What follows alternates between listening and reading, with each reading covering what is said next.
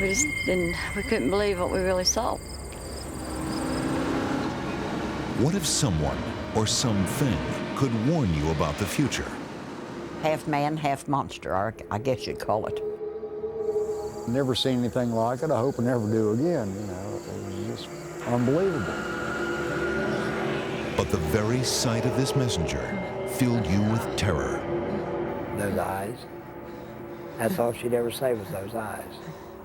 What if it showed you a disaster was about to occur, but no one would believe you? People were screaming. You could hear them hollering for help.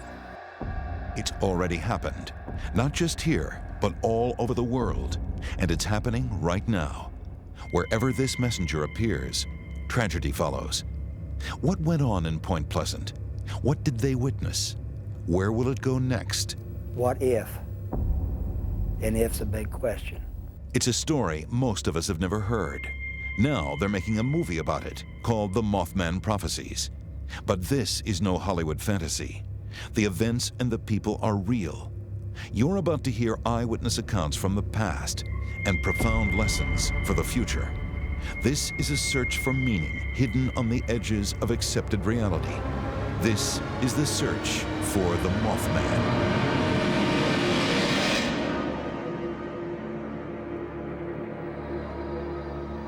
Throughout history, stories have circulated of enormous flying creatures, dark-winged beings that prophesize death and destruction, but generate such fear that eyewitnesses can't face or understand their meaning. Author Lauren Coleman has been researching these creatures for over 30 years. Mothman really fits right in with the long history that we have of seeing winged creatures, flying humanoids, big birds. They've had many different monstrous names down through history, and they really start from the times of the ancient Babylonians up until, a month ago. Writer John Keel was in Point Pleasant, West Virginia when the events there took place. His book, The Mothman Prophecies, is the definitive account of those sightings. These things have always been here. The Indians in America here called it the Thunderbird, a huge bird. In the Orient, they called it the Garuda. You can go all the way back to 1880 when a strange flying man was seen over Coney Island, New York. The Houston Batman of the 1950s. Rio Grande, 1976 is one case. Right now, you've got a wave of Thunderbird sightings in Pennsylvania. And so Mothman, if you look at it in context, is not that unusual, but what makes Mothman so interesting and really exciting is that you have over 100 witnesses saying they saw it in one concentrated area in 13-month periods. It started with an incredible story that John Keel ran across in a small-town newspaper. I was driving around the south where they had a lot of UFO sightings, and Mothman thing broke. It came over the wires. 4 young couples had seen something in Point Pleasant, West Virginia. It was November 15th, 1966. Late in the evening, 2 young couples drove to a remote hangout on the outskirts of town. 2 couples joyriding around the TNT area, which is a munitions dump from World War II. But all of a sudden, they see these giant red eyes. Very apparent that they aren't supposed to be there. And all of a sudden, they see a form to it. The form takes shape. They see there's huge wings to this form. We couldn't believe what we really saw. And this thing was standing there, but it had a body just like a man. You could see the muscles in its legs. We sit there for a minute and looked at each other, and then we took off. And they get scared, and they want to get out of there. And all of a sudden, they're taking off. They're going anywhere from 100, 120 miles an hour. And they notice that this creature is following them. And they can see it through the back window. A shadow, is going across the car once in a while. And they can't get away from it. We didn't really talk about it or anything, but we saw it all the way down the road into town. It followed us. They couldn't get away from it until they, almost got to the edge of Point Pleasant. The creature vanished as they entered town, and the couples headed straight for the sheriff's office. He went out that night to investigate their story, but found no sign of the creature. When Linda finally got home, family friend Doris DeWeese was there to meet her. When they got home, she got in the house, she collapsed. Of course, they had to call a doctor and have him come out and give her something. I mean, she was hysterical. That's all there was to it. The following day, the sheriff held a press conference at the county courthouse to discuss the sightings. The local press jumped on the story and dubbed the mysterious flying creature the Mothman, after a character from the Batman television show. Doris remembers vividly how Linda described it. The head looked like a man, and it had fiery red eyes, half man, half monster, I guess you'd call it. Something unnatural was stalking the hills of West Virginia, and John Keel decided to go and see it for himself. But this was only the beginning. Others would encounter it, and tragedy would soon follow in its wake. All I could see were these two red eyes. I kept looking at it. I couldn't stop. And then I guess it just took off. When writer John Keel arrived in Point Pleasant, West Virginia, he could tell something had the community on edge. Yeah, you could feel that something was happening there. And so I lingered there and I started getting into all of this stuff. I found many strange things going on in the homes, and I found that many people had seen things but never reported it to anybody. Past few months, people have been coming up to me and reporting that they've been seeing strange things. And I'm not talking about the town speed freak, I'm talking about good, honest, church-going people. Now, I've known these folks my entire life, and they seem downright embarrassed to be bringing it up. Bringing what up? It's hard to explain. The capital of Mason County, Point Pleasant is a tight-knit community of 5,000, where everyone knows their neighbors, where life moves at the simple and welcoming pace found in the rural South. Everybody thinks of hillbillies when they think of West Virginia. They were not hillbillies, and they were not the kind of people that would make these things up. Since the 18th century, farmers have made a good living from this fertile land along the banks of the Ohio and Kanawha rivers. Researcher Dan Drazen visited Point Pleasant in 1966 to investigate the strange sightings. People seem like ordinary people, very friendly, matter-of-fact folks. What you see is what you get. I felt very welcome in the town.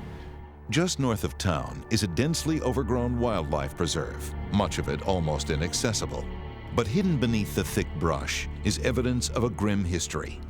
Part of the area had been used during World War II as a place to covertly manufacture and store munitions. Remnants of a factory still stand, along with almost 100 large concrete domes that were built into the ground to house the high explosives. Because of its past, locals dubbed it the TNT area. That's where Marcella Bennett was headed on the night of November 16, 1966. She and her brother were bringing her 3-year-old daughter to visit relatives who lived on the outskirts of the TNT area. As they pulled up near the house, they spotted some strange lights in the sky that hovered above the trees. Marcella's brother was mesmerized. I told him I didn't want to see any lights, and he says, no, stop. He said, you got to look at this. This isn't a plane. And I said, oh, sure, you know. And I just kept on walking towards the car. She was carrying her daughter when suddenly a figure stirred nearby. I had just approached the car, and out of the corner of my eyes, I saw this creature, which was over 6 foot tall with feathers. It just looked like a giant bird, but yet a man. And it was standing with its shoulders and then its neck down in like this. I just couldn't imagine what I was seeing and panicked, and when I tried to run, I couldn't run. In a state of shock, Marcella fell to the ground directly on top of her little girl. I couldn't get up to get off of her, and I thought, well, you know, she's dead. You know, I'm killing her, but I couldn't move.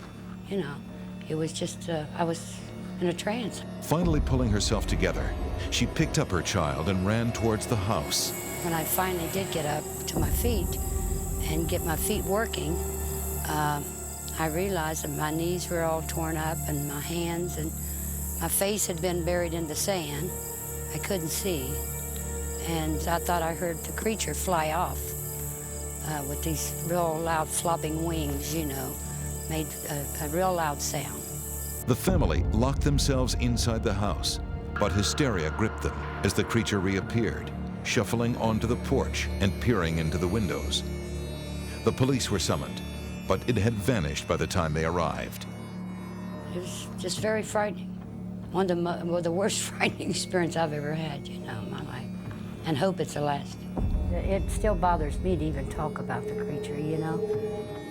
Marcella relived the incident for months and was so distraught that she sought medical attention to deal with her anxieties. To this day, she is tormented by frightening dreams and visions. I could be driving along and all of a sudden I'd feel like there was something in the back seat and I would just hit my brake, you know. I'd just slam on the brake and just turn real fast and look at my back seat. The presence of him was still around, you know. And that was an eerie feeling. For those folks in West Virginia, it's a trauma. It's a trauma as big as anything they'd ever experienced, and they're going to be frightened for their whole life. John Keel's stay in Point Pleasant turned from days to weeks as more and more eyewitnesses came forward. Most of them were just bewildered. There were a few who were very afraid to go out of their house at night. It did cast a shadow over the whole valley. Well, what did you see? I don't know. I was looking at it in the sky, and then all of a sudden it just, you know, just sort of sank right into the trees, you know, and it kind of moved around a little, and then it looked like, you know, it's trying to get away. And I just kind of froze. It was terrifying. That's the last we've seen of him. That was enough. There's very little humor in these stories. These are people who were genuinely terrified or genuinely puzzled. John Keel became convinced that something very serious and very real was going on. But no one knew what it was, why it was there, or what it meant. More sightings would be reported, and not just of the creature. The situation was about to become even more terrifying. Mr. Klein. Hey. I gotta talk to you.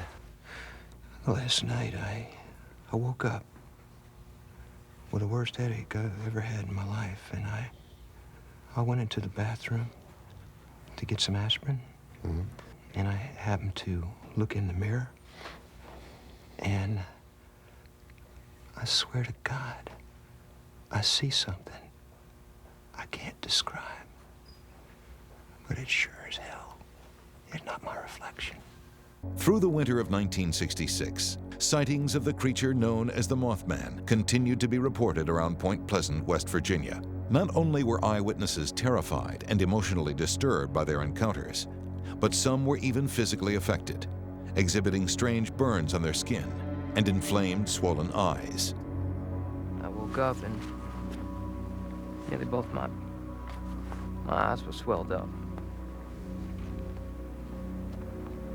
What did the doctor say? He couldn't explain it. See this one here? It ain't never healed.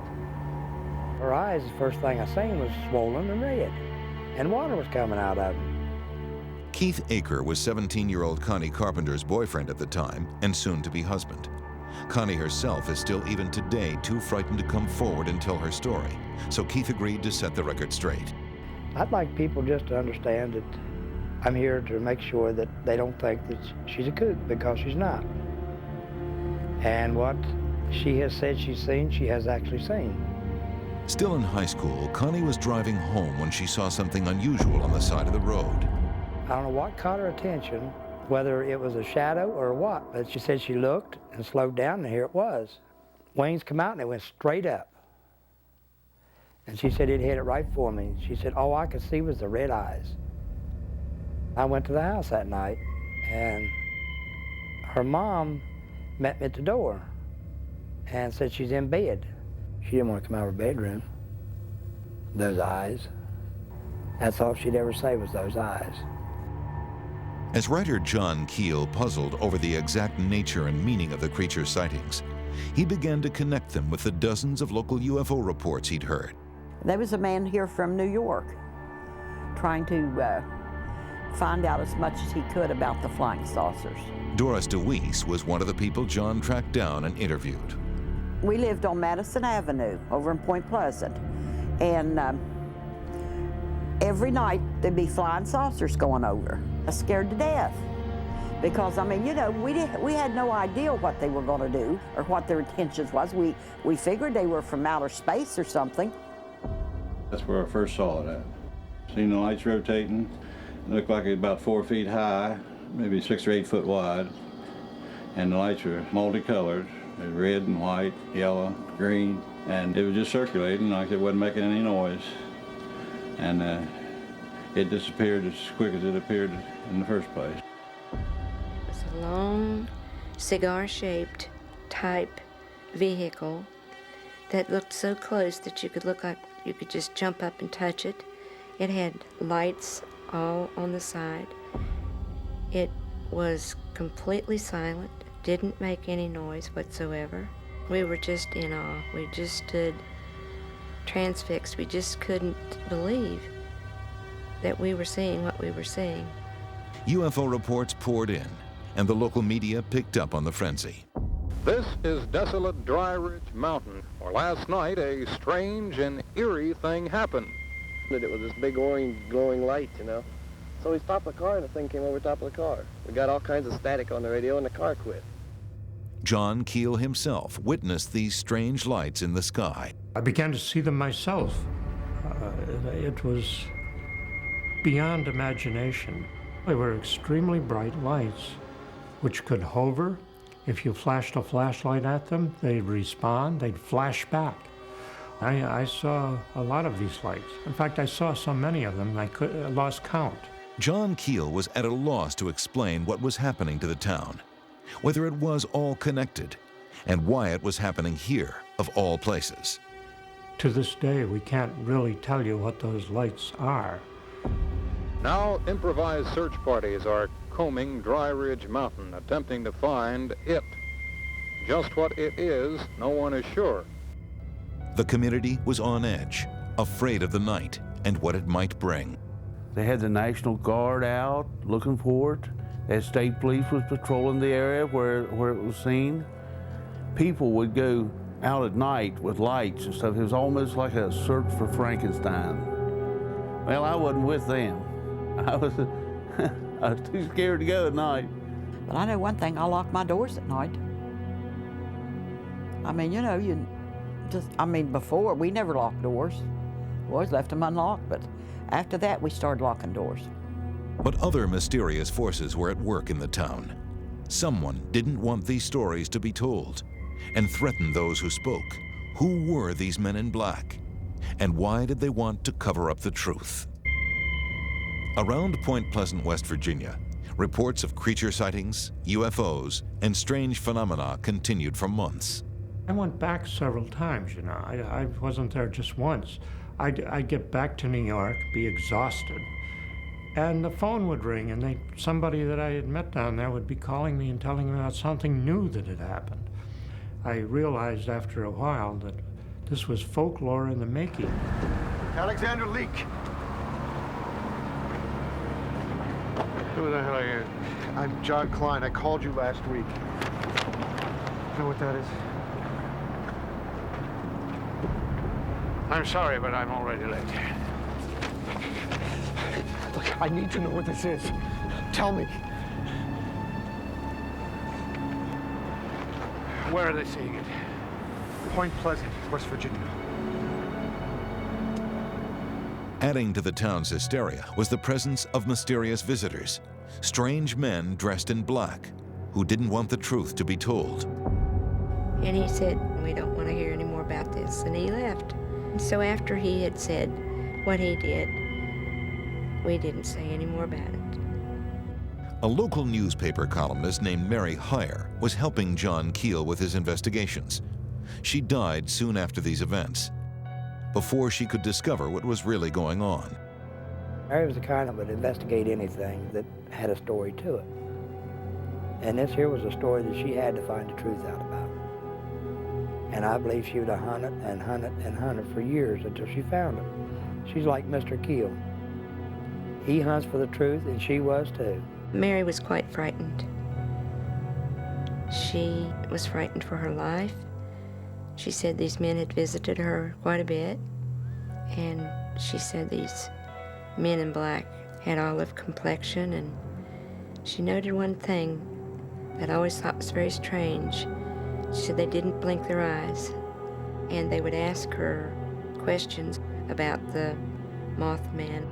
Well, I've been around a lot of reporters in my life, and there are some I wouldn't play cards with, let alone accept their stories. Mary was very trustworthy. She truly felt like they were a threat to her. And she felt like maybe it was because of the reporting that she was doing.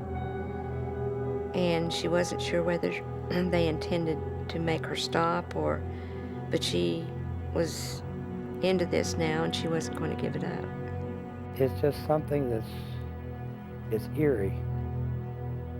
I don't know why they was coming around at that time, but they'd been in different homes, different places, asking questions. But Keith Aker never expected anything to happen to him or his wife, Connie. I'd come home, and she was scared. She wouldn't come out of the apartment. She wouldn't even answer the door, and I'm glad I had a key, because that's the only way I got in. Keith found Connie cowering in the bedroom, and he slowly coaxed her into talking to him.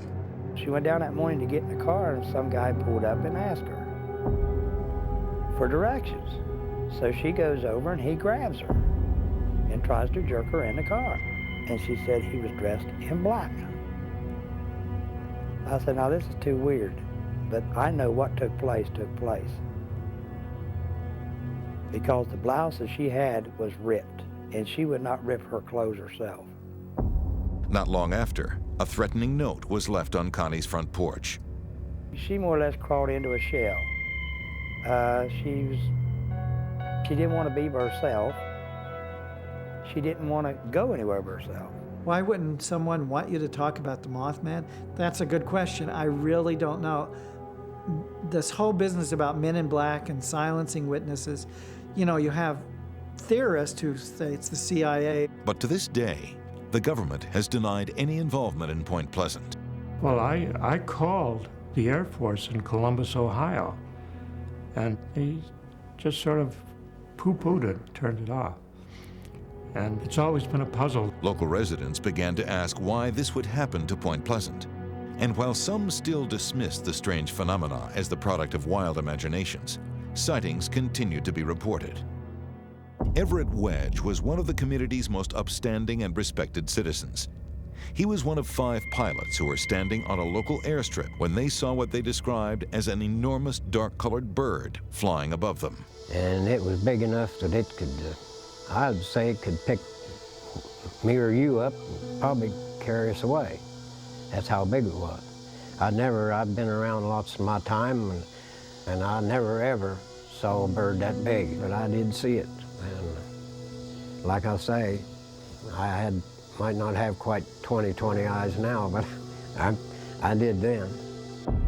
At 7:15 a.m. on November 25th, a shoe salesman named Tom Urey was driving just north of the TNT area.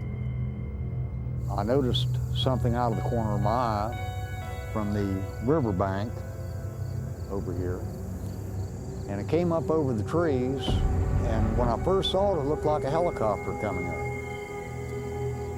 And then when it came up over the trees, I could see it was a bird, a huge bird. Estimating the wingspan, I would say 10 to 12 feet, give or take on either end, up to 15. I'd never seen anything that large before in my life. I was scared, but I wasn't terrified. It was just a strange feeling. I mean, I'd never seen anything like it. I hope I never do again, you know. It was just unbelievable. And a few months later, the local Red Cross bloodmobile was chased by the creature. And this thing hovered over the bloodmobile. First they sensed it, and then they looked out the windows and looked up, and whatever it was a huge thing. And they thought that some like claw-like things were descending and going to grab the bloodmobile. And he drove out of there. Then there were a number of other cases that tied it in with blood. What cinched it for me was in talking to female witnesses, I would ask them about their menstrual period. And a lot of these women who claimed to have been chased in automobiles were having their menstrual period at the time. And that seemed to me to be a major clue of some sort. Reports of missing dogs and mutilated cattle only serve to heighten fears. Usually the animal has been drained of blood, but there's another clue to these animal mutilations is that very often the anus of the cow is removed, and we know that radioactivity settles in the anus, and whoever's doing it is checking the radioactivity influencing these animals. Obviously, something was happening here, something unexplainable and terrible. But no one at the time had the foresight to understand exactly how horrific it would eventually turn out to be. Dozens of innocent people would die before the truth was known. How many people have seen it? 10, 20 maybe.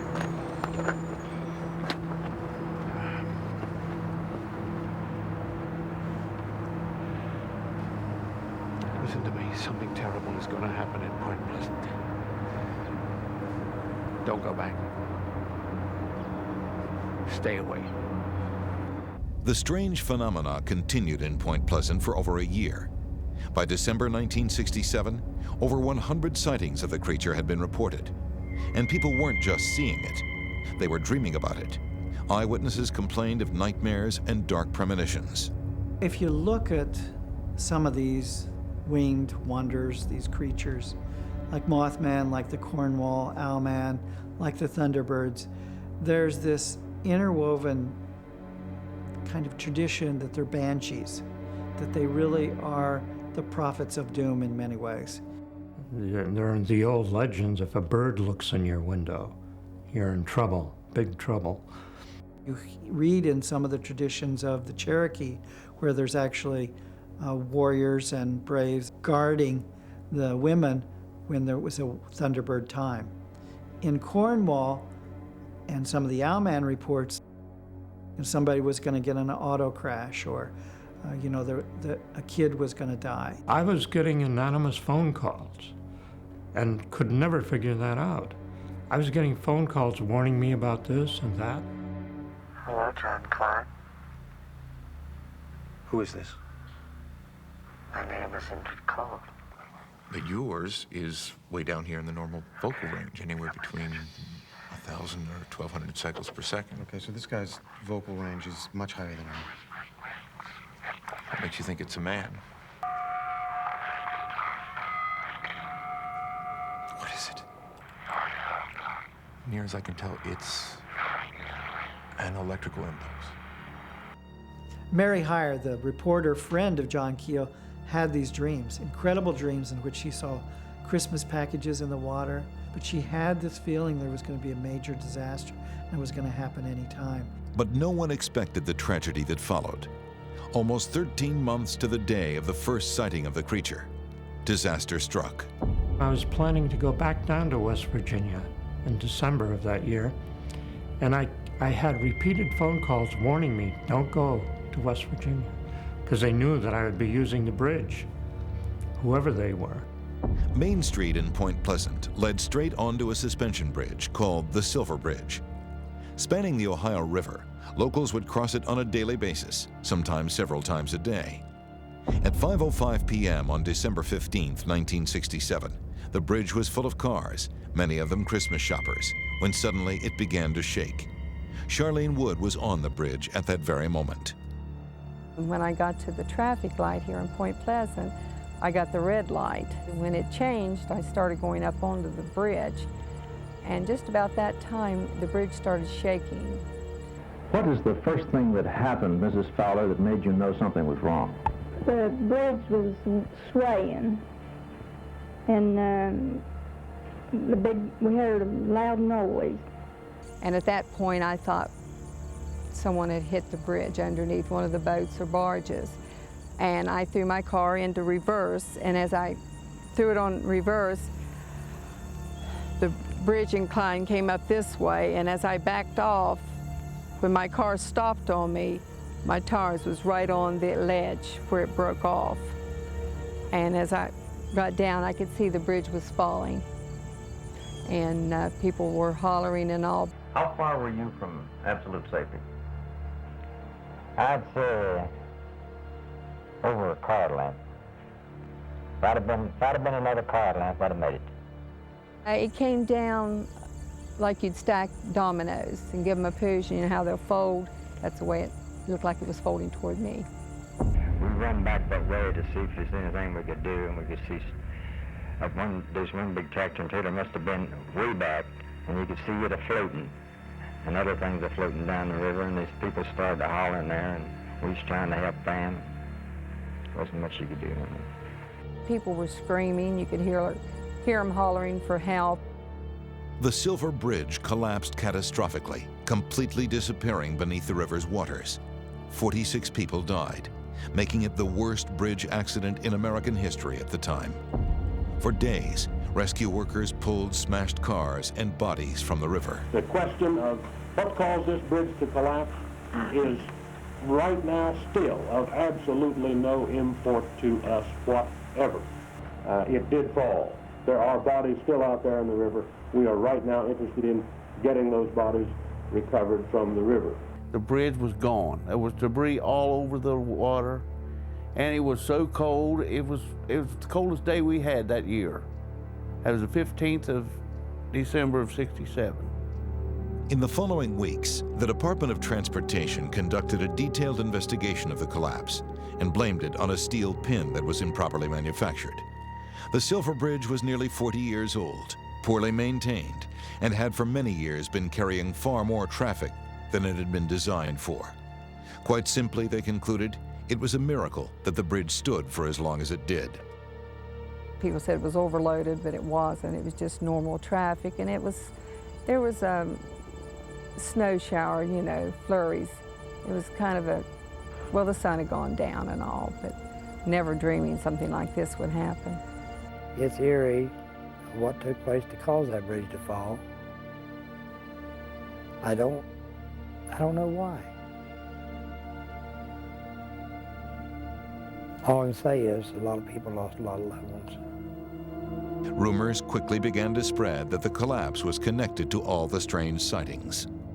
You look at the Silver Bridge crashing, and people talk about the Mothman as being this banshee before the bridge collapses, telling people that they should be aware something's going to happen. Mothman 13 months, you know, from the 15th to the 15th, and over those 13 months. And as we know from the analysis of the bridge collapsing, it was pin number 13 that collapsed the bridge. Some people theorize that the bridge collapse had been caused by whatever was causing these strange events, and that this has been done as a distraction. Some people said that when everyone's attention was focused on the bridge and the rescue efforts, that a great deal of UFO activity was seen departing the TNT area and had not been seen since. There are also individuals that said they saw the Mothman under the bridge during the collapse. And there was a wino and went down underneath the Silver Bridge, and he said he seen the Mothman. Well, he come up there and reported to George Johnson, the sheriff at that time, and he come out in the paper that so-and-so had seen this Mothman on the bridge. Well, in less than a week, the bridge fell. So things like that. What was sighted on the bridge were two men in low Oxfords and black jackets climbing around the bridge. Now I suspect they must have been FBI agents, and I suspect that they knew what I knew, that something was going to happen, but they knew it was the bridge. I didn't know it was the bridge. Others told of being visited before the collapse by the creature and finding themselves unexpectedly waylaid when they tried to get on the bridge that afternoon. I keep wondering, why me? Why was I saved and all, but I believe there was just another purpose for me at this time. Now that it's all over and you look back, what's your thought? Lucky. That's all I gotta say, it's lucky. As the town mourned its dead, the frenzy over the creature abated. Attention turned to grieving and recovery, not prophecy. was to the point that nobody wanted to talk about it. They wanted to forget it and get on with their lives and pretend it didn't happen. One of the most peculiar things about that event was that after it occurred, all of this anomalous activity seemed to disappear, seemed to stop. But it didn't stop. The Silver Bridge collapse was only one of a series of tragedies. The creature would appear again, and disaster would strike wherever it was seen. You know, the buildup of energy before something happens, the way your hair stands up before lightning strikes. Right, before something happens, do you mean that they cause disasters? Why would they need to? All right, then, are they trying to warn me? Their motivations aren't human. After the collapse of the Silver Bridge, the Mothman vanished from Point Pleasant. No more sightings were reported. No UFOs. No strange men dressed in black. Their sudden disappearance lent credence to the notion that it had all been somehow connected to the bridge disaster. And it was almost continuous that these things were being seen, and then it just stopped. You know, we tried to figure out why and all this, but there was nothing explained that we could explain. First the flying saucers, then the Mothman, and here the bridge fell. I mean, it was scary. There were 100 sightings in Chernobyl the year the nuclear plant went down. Galveston, 1969, just before the hurricane. They saw it. Some tried to come up with scientific explanations for the Mothman. Skeptics claimed that it was a mass hallucination that had been cleared up by the shock of the bridge tragedy. Others blamed it on a curse placed on the town by a Shawnee chieftain over 200 years before. And a local ornithologist claimed that it had really been just a big bird all along, a sandhill crane. This species superficially matches descriptions of the creature, but eyewitnesses disagree. Wrong color, too skinny. I've seen pictures of sandhill cranes on TV, and no. In my opinion, Professor Smith from West Virginia University was 100% wrong. Various college professors tried to say that it was a stork or something dumb like that, and some people said it was a giant owl. Well, I've seen large owls, but I've never seen an owl that as big as a man. It was also later revealed that the TNT area, where many of the sightings took place, had been horribly polluted. Many of the ingredients that had gone into making the munitions had been dumped and left to seep into the local ponds. In the 1970s, scientists declared the area an environmental disaster. It is still one of the top EPA Superfund cleanup sites. So some wondered if perhaps the creature was some sort of mutant bird, an abomination caused by the horrible effects of toxic waste. But that didn't explain the strange lights in the sky, the abject terror felt by eyewitnesses weeks and even years after their encounter, even today. You know what you saw. You know, you saw it.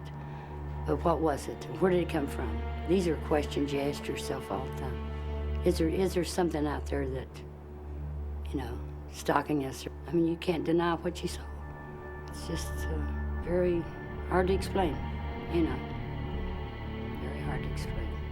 I mean, that's something strange. They're here one minute, gone the next. Why did they come here in the first place? Too many people saw it, whatever it was, for it not to be something. And it has been seen again. Sightings have been reported around the world since then, always just before a major disaster.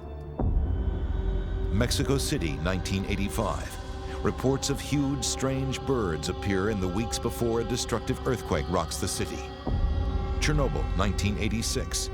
Locals describe frightening encounters with a bird-like man over the course of several months.